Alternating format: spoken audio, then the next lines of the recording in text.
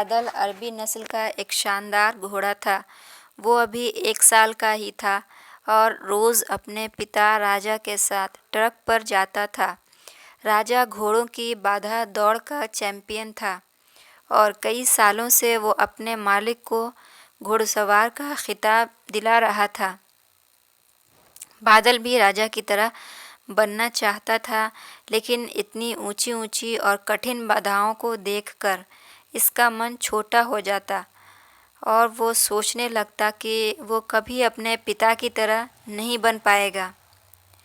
एक दिन जब राजा ने बादल को ट्रक के किनारे उदास खड़े देखा तो बोला, क्या हुआ बेटा, तुम इस तरह उदास क्यों खड़े हो? कुछ नहीं पिताजी, आज मैंने आपकी तरह इस पहली बाधा को कूदने की कोशिश की, लेकिन मैं मुंह के बल गिर पड़ा। मैं कभी आपकी तरह काबिल नहीं बन पाऊंगा। राजा बादल की बात समझ गया। अगले दिन सुबह सुबह वो बादल को लेकर ट्रक पर आया और एक लकड़ी के लठ की तरफ इशारा करते हुए बोला, चलो बादल, ज़रा इस लठ के ऊपर से कूद कर दिखाओ। बादल हंसते हुए बोला, क्या पिताजी, वो तो ज़मीन पे पड़ा है, इसे कूदने में क्या रखा है?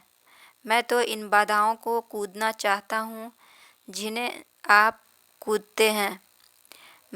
मैं जैसा कहता हूँ वैसा करो, राजा डरते हुए कहा। अगले ही पल लकड़ी के लठ की तरफ दौड़ा और इसे कूदकर पार कर गया। शाबाश, ऐसे ही बार बार कूद कर दिखाओ। राजा इसका हौसला बढ़ाता रहा। अगले दिन बादल सोचा कि शायद आज इसे बड़ी बाधाओं को कूदने का मौका मिले, पर राजा ने फिर इस लठ को कूदने को कहा। करीब 1 हफ्ते ऐसे ही चलता रहा। फिर इसके बाद राजा ने बादल से थोड़े और बड़े लठ को कूदने की प्रैक्टिस कराई। इस तरह हर हफ्ते थोड़ा थोड़ा करके बादल के कूदने की सलाहियत बढ़ती गई और एक दिन वो भी आ गया जब राजा इसे ट्रक पर ले गया। महीनों बाद आज एक बार फिर इसी बाधा के सामने खड़ा था, जिस पर पिछली बार वो मुंह के बल गिर पड़ा था।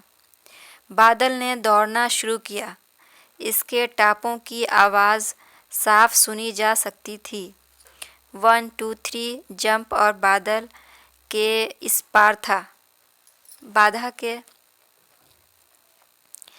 आज बादल की खुशी का ठिकाना नहीं था। आज इसे अंदर से यकीन हो गया था कि एक दिन वो भी अपने पिता की तरह चैंपियन घोड़ा बन सकता है, और इस यकीन के बलबूते आगे चलकर बादल भी एक चैंपियन घोड़ा बना।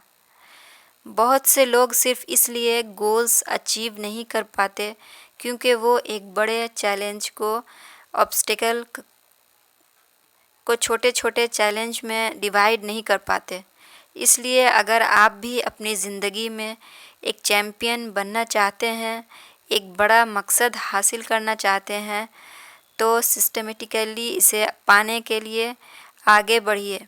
पहले छोटी छोटी रुकावटों को याद करिए और अल्टीमेटली इस बड़े गोल को अचीव कर अपनी ज़िंदगी को कामयाब बनाइए।